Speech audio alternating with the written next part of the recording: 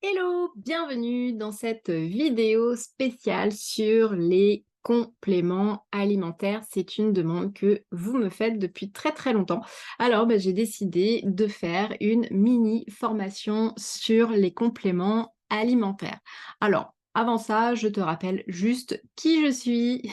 En quelques mots, donc je suis Julie, je suis naturopathe et coach et en fait, j'ai eu pas mal de problèmes que la médecine allopathique n'arrivait pas à résoudre. J'étais fatiguée, j'avais du poids en trop, j'avais aussi d'énormes ballonnements, j'avais du psoriasis, bref, c'était pas la joie et c'est pour cela que je me suis formée à la naturopathie et puis également, j'ai un diplôme universitaire Alicaments, Aliments Santé et Nutraceutique que j'ai obtenu à l'Université de médecine de Bourgogne et j'ai un diplôme, enfin une certification plutôt, par rapport à, un séminaire en médecine fonctionnelle et nutritionnelle du professeur Castronovo et grâce à ça, j'ai compris vraiment le fonctionnement du corps et je suis passée de, ça à ça, voilà. Et donc aujourd'hui, mon objectif, c'est de partager un maximum mes connaissances pour pouvoir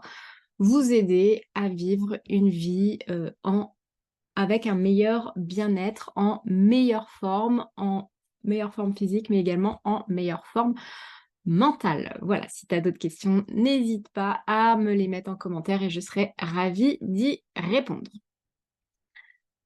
Ce qu'on va voir aujourd'hui, pourquoi on doit se supplémenter, comment choisir ses compléments, quand et combien de temps les prendre, les risques, les zooms sur les principaux compléments et notamment le collagène, parce que ça je sais que c'est une forte demande, et les cures conseillées en fonction des saisons. Allez hop, c'est parti, on commence tout de suite. Pourquoi doit-on se supplémenter? Alors, on est d'accord, la base, vraiment la base, c'est l'alimentation riche en fruits et légumes frais de qualité, des aliments les plus locaux et les plus frais possibles et les plus biologiques, hein, quand cela est possible. Ok, donc ça, c'est la base. À une époque, ça suffisait. Peut-être que nos parents l'ont connu, peut-être que nos grands-parents l'ont connu.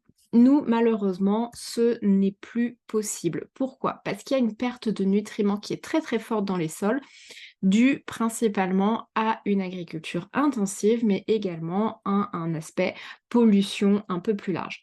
Pour te représenter ça, je te ressors une étude qui a été fait, une comparaison entre 1985, 96 et 2002, sachant qu'aujourd'hui, on est en 2024, donc t'imagines même pas la perte de nutriments que cela peut représenter. Donc, si on compare au niveau des brocolis par rapport au calcium entre 1985 et 2002, il y a eu une perte de moins 73% du calcium, de moins 62% de l'acide folique, c'est-à-dire de la vitamine B9, de moins 55% du magnésium.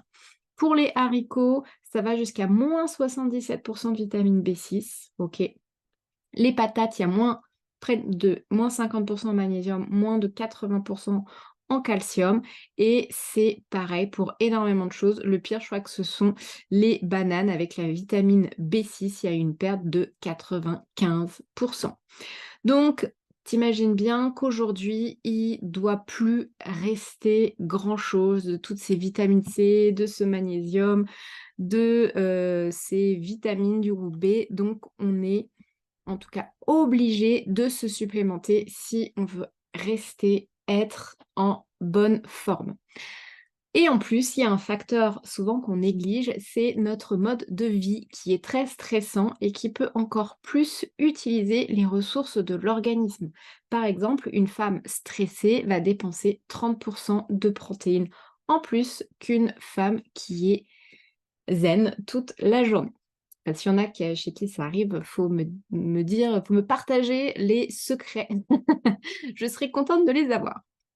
Alors, comment choisir ces compléments? Ça, c'est vraiment la base et je me rends compte qu'il y a beaucoup, beaucoup trop de personnes qui choisissent des compléments parce qu'il y a un marketing qui est joli derrière, parce qu'on vend du rêve, mais malheureusement, ça ne suffit pas. Ou alors que le prix est très peu cher, mais fait, là, l'idée, c'est vraiment de vous donner toutes les clés, de te donner toutes les clés pour que tu puisses choisir toi-même tes compléments. Alors, la première des choses, c'est comme pour les aliments, il faut bien lire les étiquettes. Et par exemple, il y a un certain nombre de choses à éviter le plus possible. Le dioxyde de titane, c'est une nanoparticule. Aujourd'hui, par exemple, au niveau du dioxyde de titane, eh ben, ça va passer la barrière intestinale, ça va s'accumuler dans les différents tissus où il a un effet toxique. En plus, il diminue la capacité des cellules de la grêle à absorber les nutriments et provoque une inflammation digestive. Il affaiblit le système immunitaire et est suspecté d'être cancérigène. Le dioxyde de titane, il y en a beaucoup. Ok. Donc par exemple, aujourd'hui, ça c'est interdit dans l'alimentation, mais on l'a gardé pour les compléments alimentaires. Tout ce qui est colorant chimique, il y a un risque d'allergène. Tout ce qui est émulsifiant, ça perturbe le microbiote, ça favorise la perméabilité intestinale, le diabète et l'obésité. Tout ce qui est amidon modifié va aggraver les troubles intestinaux et va augmenter le risque de maladies cardiovasculaires osseuses et rénales. Et au niveau des mono- et diglycérides d'acides gras, ça provoque une inflammation intestinale et ça perturbe le microbiote. Voilà, donc c'est hyper important et c'est pour ça des fois on me dit mais est-ce qu'il n'y a pas un risque à prendre ces compléments? Ben, ça dépend de la qualité des compléments et c'est pour ça qu'il faut faire hyper attention et des fois ça peut même avoir un aspect contre-productif. Mais ça suffit pas. Ensuite, moi, je te conseille par exemple de préférer, et là je vais t'apprendre à le faire, à repérer les formes naturelles. Donc il y a deux formes possibles, et notamment pour les vitamines, la forme synthétique et la forme naturelle. Pour les vitamines, la forme synthétique est souvent très bon marché, c'est pour ça qu'elle est préconisée. En revanche, elle pose parfois des gros problèmes. Donc si on prend l'exemple de la vitamine B9, donc la forme synthétique, c'est l'acide folique et la forme naturelle, c'est le méthyltétrahydrofolate, ok, ou le méthylfolate. C'est important qu'il y ait cet aspect méthyl devant. On l'a aussi sous forme de MTHF dans les compléments alimentaires. Mais voilà, c'est encore une fois, c'est hyper important.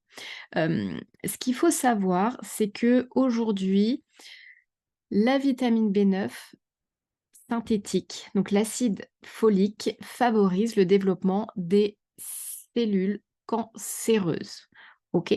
Donc ça, il faut faire attention à la vitamine B9 synthétique. Et par exemple, la vitamine B9 naturelle, eh bien elle est plutôt efficace pour diminuer le risque de cancer et en particulier le cancer du côlon.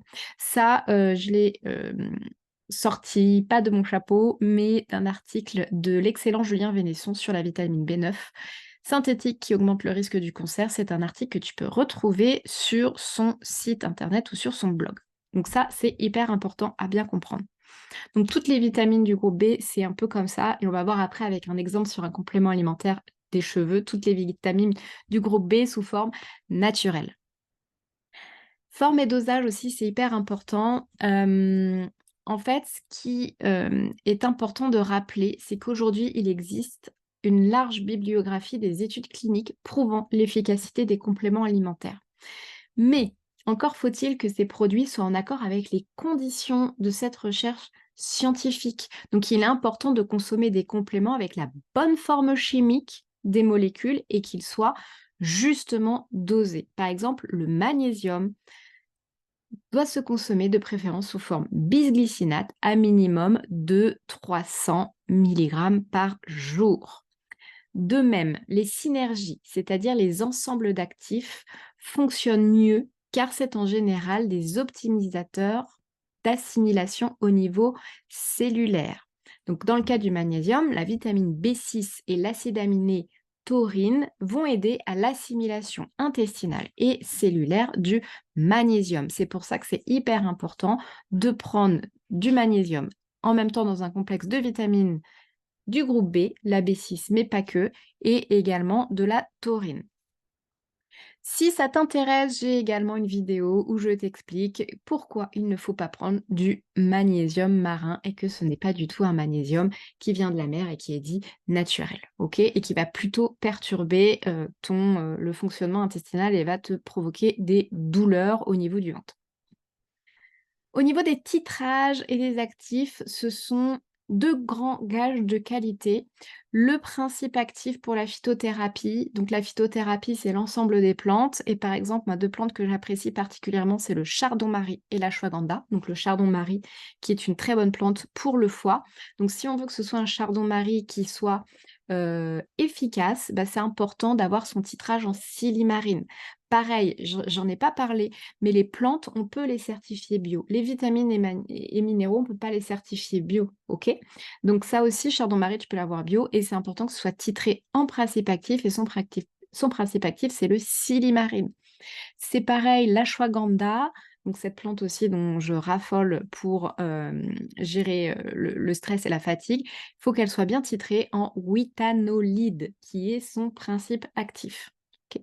Donc ça, c'est pour le plante, mais aussi il y a des actifs brevetés.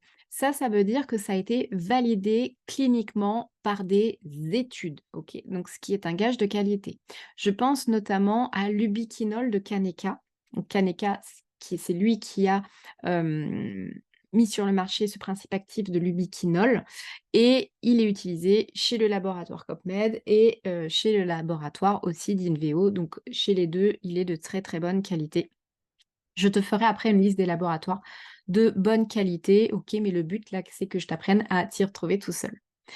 Je voulais parler aussi du safranal qui est, le principe actif très, très, très, important pour le safran et il y a un actif breveté, qu'on retrouve, bah, dans 2 labos, dans lesquels j'utilise le safran, c'est Safrinside, donc ça aussi je te les mettrai en bas de la vidéo. Alors tous les compléments alimentaires, je te les mettrai en bas de la vidéo, ceux que j'utilise, voilà. Mais là, l'idée, c'était pas de te polluer avec des produits et surtout que ça change tout le temps, tout le temps, tout le temps, parce que j'essaye à chaque fois de te proposer les meilleures qualités-prix. La qualité de la gélule aussi. En fait, ce qu'il faut comprendre, c'est que la gélule, c'est souvent l'ingrédient numéro un. Donc, il est hyper important, là aussi, si on ne veut pas avoir de risque, si on ne veut pas avoir abîmé les reins, abîmé le foie, bien faire attention à la gélule. Alors, il y a des gélules animales d'origine bovine ou d'origine marine. Bon, alors là, c'est l'éthique, hein, qui est, mis en numéro un. Mais pour les huiles, par exemple pour les oméga 3, on est obligé d'utiliser des gélules qui sont, sous forme de gélatine. OK? Sinon, principalement, c'est les gélules, végétales et dans les gélules végétales, il faut bien faire attention. Alors quand ils mettent gélules végétales, sans rien mettre de plus, ça veut dire que c'est HPMC. HPMC, qu'est-ce que c'est? C'est l'hydroxypropylméthylcellulose ou E464. Ingéré à haute dose, cet additif alimentaire peut provoquer des problèmes intestinaux, des ballonnements, des diarrhées, de la constipation et il faut savoir que l'Autorité européenne de sécurité alimentaire suspecte ce produit de contenir des impuretés de PCH, propylène chlorhydrine, qui sont mutagènes. Donc HPMC, vraiment à limiter, voire à supprimer le plus possible. En revanche, le Pullulan, c'est vraiment aujourd'hui la gélule de meilleure qualité qui est issue de la fermentation de tapioca. Et ça, on est sûr qu'il n'y a pas de soupçon de toxicité. Donc le Pullulan, c'est vraiment à favoriser. Là, c'est un comparatif, parce qu'après, bien évidemment, il y a un facteur, c'est le prix, mais c'est pour te montrer que des fois, c'est pas le produit, le moins cher qui est mieux, hein. Des fois, on a tendance à aller vers le moins cher, mais en fait, il y a des gros, changements. Donc là, ici, on a la cure que moi j'adore, j'en parle souvent, c'est la cure, Intense Repair ou Essential Care du laboratoire Crineo. C'est une cure pour les cheveux, pour la beauté des cheveux, pour limiter la perte des cheveux, stimuler la pousse. Donc là, déjà, ça te permet de voir toutes les vitamines, du groupe, B, donc qui sont, sous les formes, tu vois, des valeurs nutritionnel recommandé, donc à plus de 100 des AGR, avec les bonnes formes, bisglycinate de zinc, et cetera. On a aussi des plantes et donc ça revient à environ, bon, on va dire 1,30 €. Je ne comprends pas trop comment ça fonctionne, pourquoi il y a 2 prix.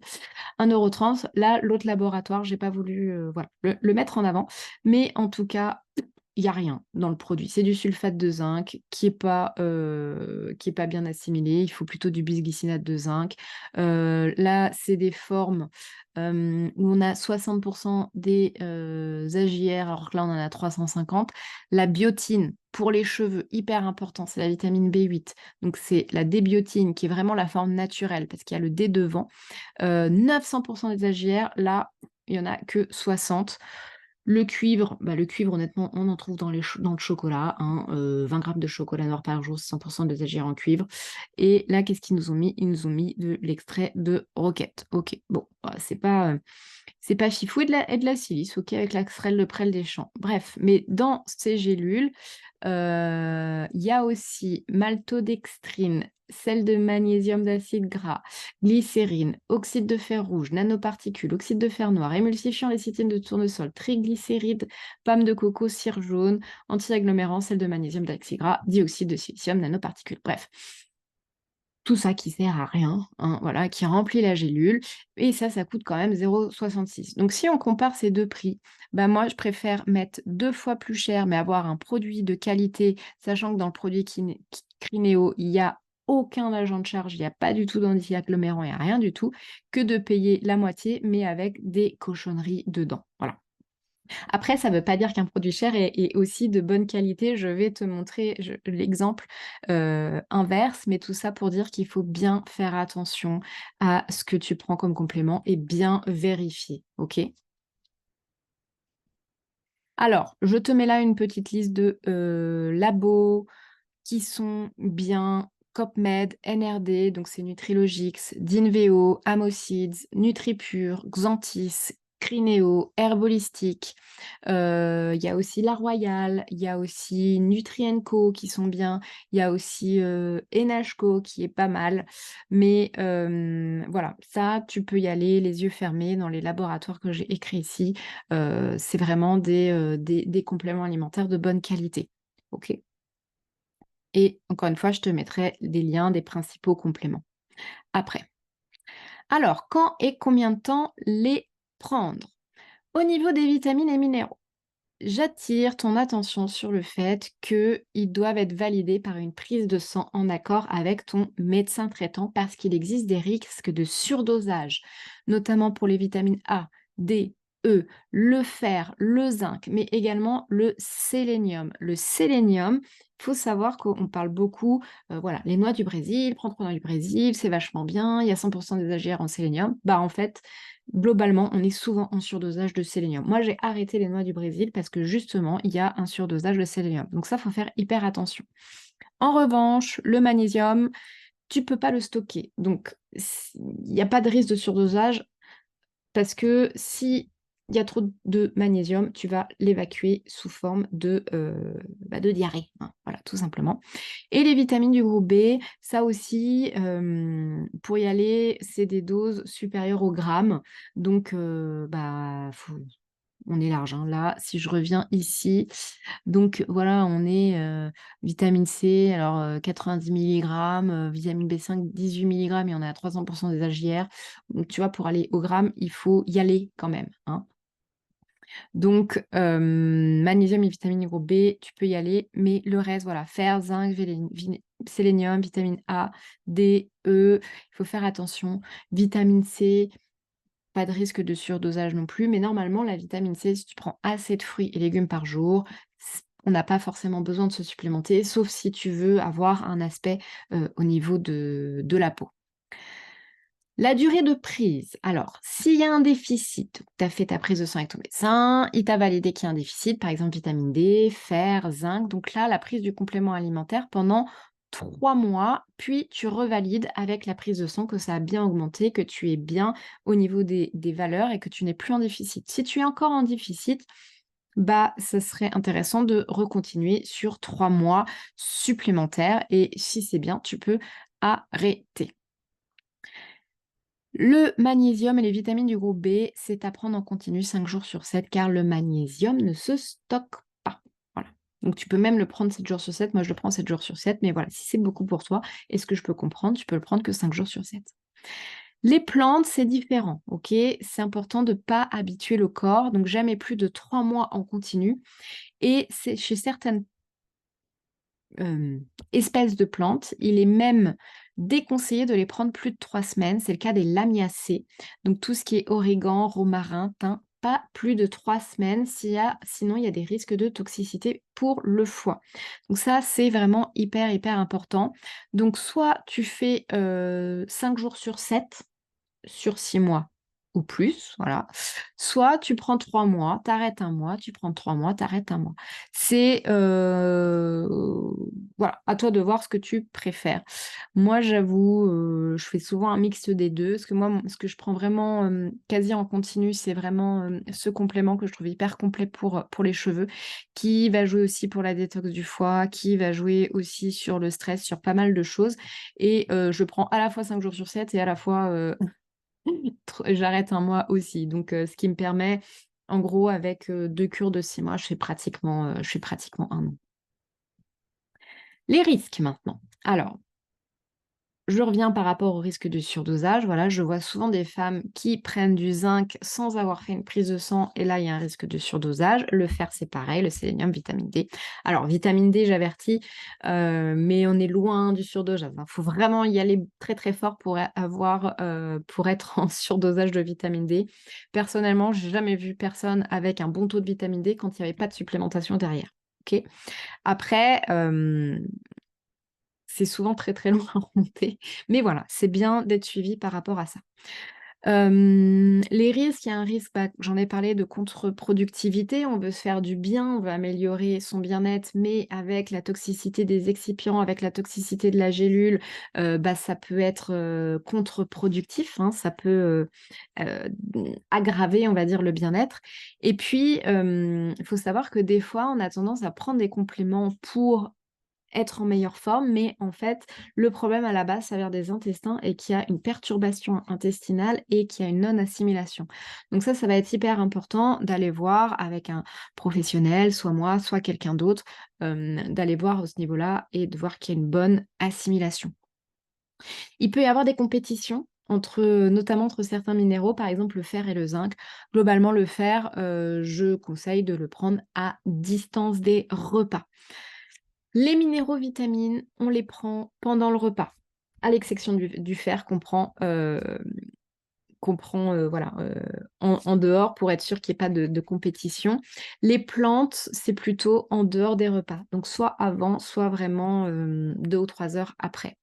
Si vous prenez un, complexe et ben, généralement, c'est écrit quand est-ce qu'il faut le prendre, hein.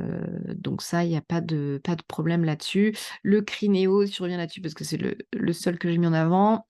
Donc ça contient vitamines et minéraux, donc on prend au petit déjeuner et tout ce qui est plantes, on prend au coucher. OK, ça on a vu, ça on a vu. Ah oui, et sinon souvent on me dit: «Mais il y a pas de risque, par rapport à je prends plein de choses, prendre du fer, du zinc, la vitamine D, du magnésium, de l'ashwagandha, du safran, est-ce qu'il y a pas de risque?» Alors, je déconseille de prendre plus de 3 plantes différentes, sauf quand c'est dans un complexe là comme Crineo. Sinon il faut savoir pour les vitamines et minéraux que dans une feuille d'épinard, il y a plus de 10 000 molécules différentes. Donc vous inquiétez pas, quand vous mangez un poivron, il y a énormément de vitamines dans tous les sens, de minéraux aussi et tout se passe bien. Maintenant, on va faire un petit zoom sur les principaux compléments. OK. Le magnésium, 90 de la population est carencée. Moi, c'est vraiment quelque chose en fait, on ne peut pas le doser le magnésium vraiment. On peut faire un dosage au niveau sanguin, mais ça ne représente pas le magnésium au niveau cellulaire. C'est là où on veut qu'il agisse. C'est pour ça que je conseille vraiment, vraiment, vraiment, de se supplémenter en magnésium. C'est vraiment la base. C'est un cofacteur de nombreuses réactions dans la synthèse des neurotransmetteurs, donc ce sont vraiment les messagers chimiques du cerveau, donc qui vont agir pour la satiété, pour la sérénité, pour l'anxiété. On sait aussi qu'il y a un cercle vicieux avec le stress, c'est-à-dire que plus on stresse, plus on perd de magnésium et plus on perd de magnésium, plus on stresse. Les oméga 3 de type EPA, DHA, alors ça, seulement 7,8% des Français atteignent les apports recommandés en DHA.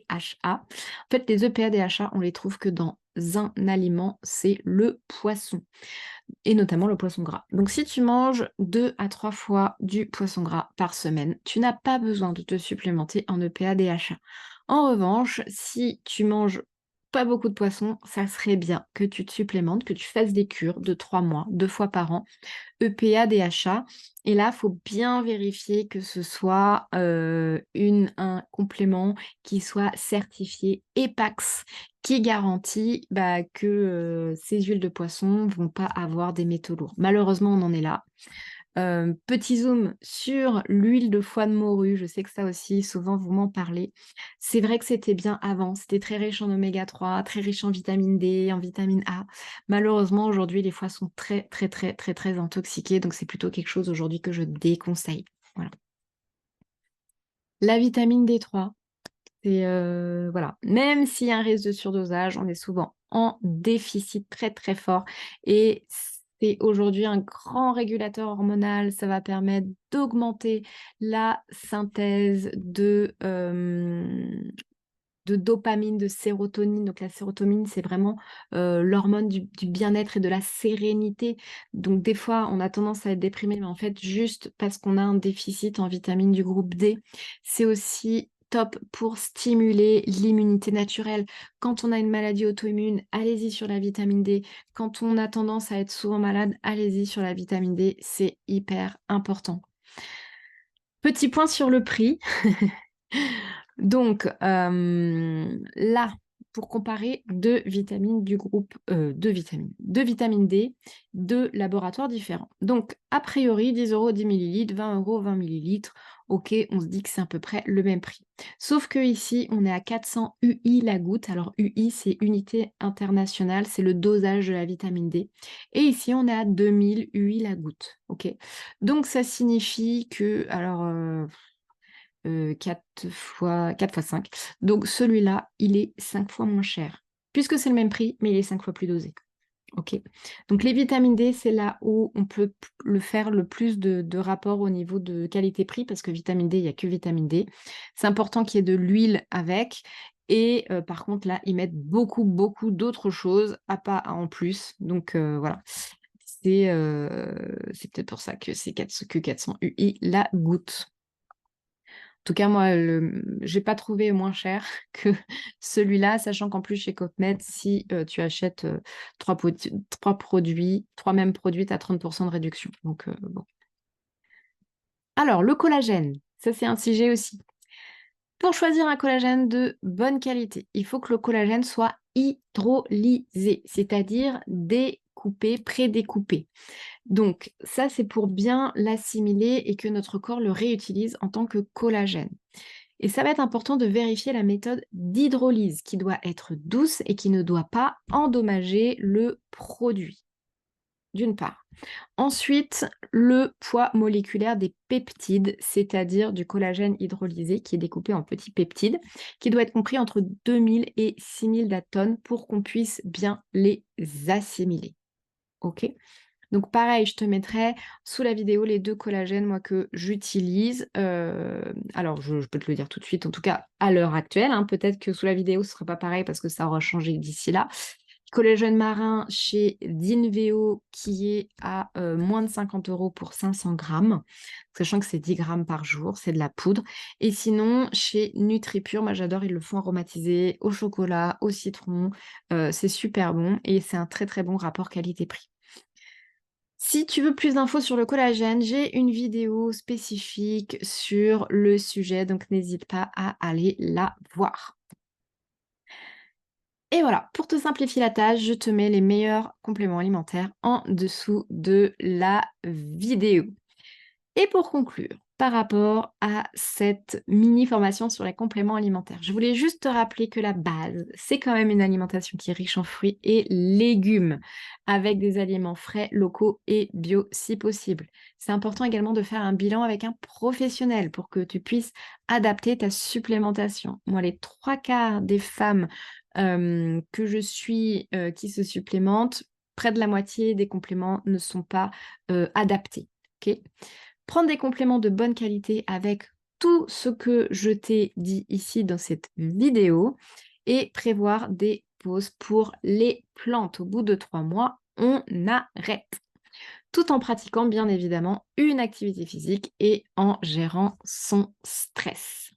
Merci à toi de m'avoir suivi pour cette vidéo. Si tu as des questions, n'hésite pas. En attendant, je te souhaite une très très belle journée.